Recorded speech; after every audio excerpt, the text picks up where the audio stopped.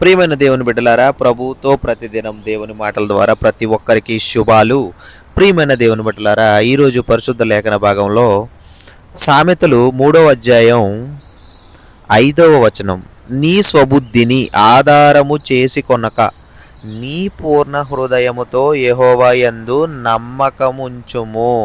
ప్రియమైన దేవుని బిడ్డలారా, మన స్వబుద్ధిని ఆధారము చేసి కొనక మన పూర్ణ హృదయముతో యెహోవా యందు నమ్మకము ఉంచుము.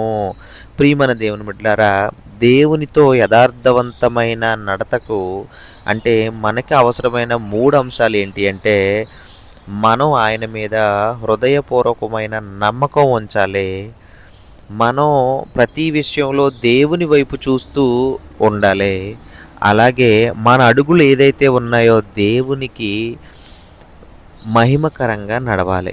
ప్రియమైన దేవుని బిడ్డలారా, మనం ఆయన మీద నమ్మకం ఉంచితే మనకి ఆయన మన మార్గాల్ని సులువు చేస్తాడు. ప్రియమైన దేవుని బిడ్డలారా, అంటే మన నిజాయితీ ఏదైతే ఉందో మనం మన నిజాయితీని ఆయన నడవడికతో, ఆయన మాటలతో, మనం ఆయన దీవెనలతో మనం నడిస్తే, మనం ఆయన మీద ఆధారపడితే మనకనేవి చీకటి బాటలు అనేవి తొలగించి వెలుగుని, కొత్త జీవితాన్ని మనకి దేవుడిస్తాడు. ప్రియమైన దేవుని బిడ్డలారా, అంటే మన ప్రవర్తన అంతయు కూడా ఆయన అధికారంలో మనం ఒప్పుకోవాలి.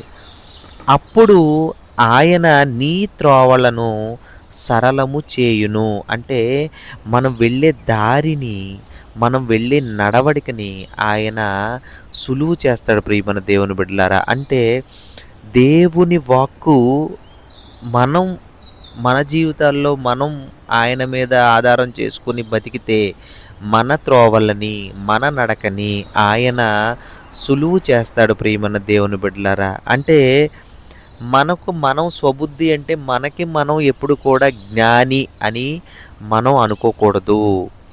మనం ఎప్పుడు కూడా యెహోవా యందు భయభక్తులు కలిగి మనకి ఏదైతే చెడుతనం ఉంటుందో అవి విడిచిపెట్టాలి. చెడుతనం అంటే మనలో ఏదైతే తప్పుడు మార్గాల ద్వారా మనం వెళుతున్నామో అలాంటి మార్గాల్ని దేవుడు సహించడు.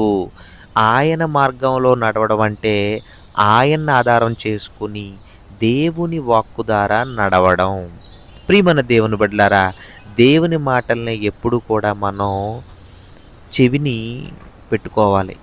అలా పెట్టుకుని మనం ఎప్పుడు కూడా మన అహంకారకు కానీ, మన జ్ఞానానికి కానీ, మనం దేవుడి మాటలకు సత్యానికి కానీ దూరంగా ఎప్పుడు కూడా మనం ఉండకూడదు. మనం దేవుని దృష్టిలో ఎప్పుడు కూడా జ్ఞానవంతులమని మనకి దేవుడు ఇచ్చిన గొప్ప మాట అన్నమాట.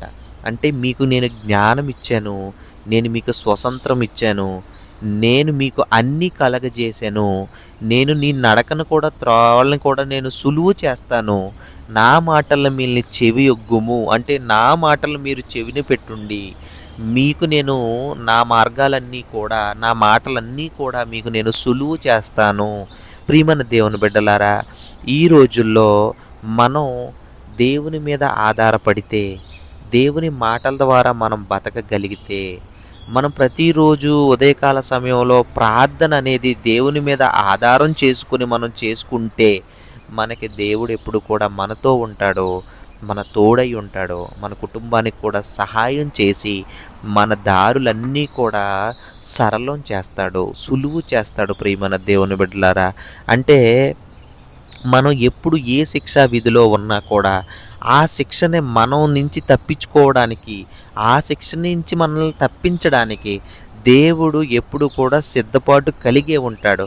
కానీ ఎప్పుడు మనం చేసిన అపరాధములు ఏదైతే ఉన్నాయో అవి దేవునికి విరుద్ధంగా ఎప్పుడూ కూడా ఆయనతో పాటు మనం చేసేసి, మనం ఆయన ఉన్నారు కదా అని మనం ఆయన పక్కన పెట్టుకుని మనం ఎప్పుడు కూడా అపరాధములు చేయకూడదు.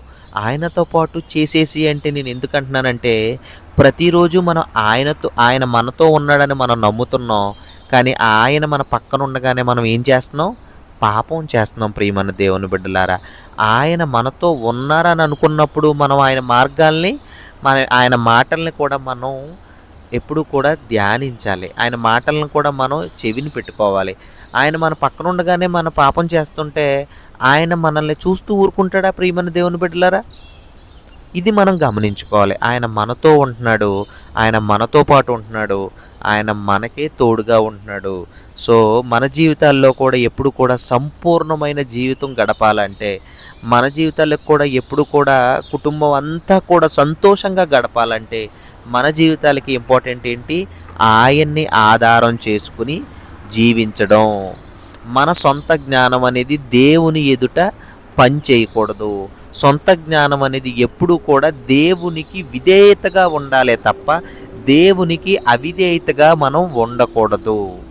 ప్రభువు మాటలను బట్టి మనం మాట ఆయన మనకిచ్చిన మాట ప్రకారం మనం కుమారులుగా మనల్ని స్వీకరించాడు గనక ఆయన మాటల ద్వారా మనం నడుచుకోవాలి అంటే మనం నడవడికలో మార్పు ఉండాలి. మన జీవితాలకి వెలుగుండాలి. ఆ నడకనే మనం నేర్చుకోవాలి. ఆ మాటల ద్వారా మనం బ్రతకడానికి సిద్ధపాటు కలిగి ఉండాలి. ప్రియమైన దేవుని బిడ్డలారా, ఈరోజు మనం నేర్చుకోబోయే దేవుడు మనకిచ్చిన ఈ గొప్ప వాక్యం ఏంటి అంటే, మనం ఆయనతో నడుద్దాం. ఆయన మాటల ద్వారా నడుద్దాం. ఆయనతో పాటు మనము ఉందాం.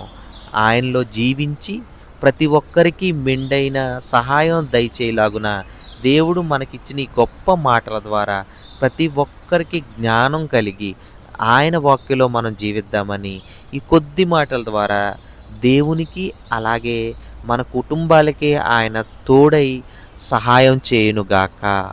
ఆమేన్.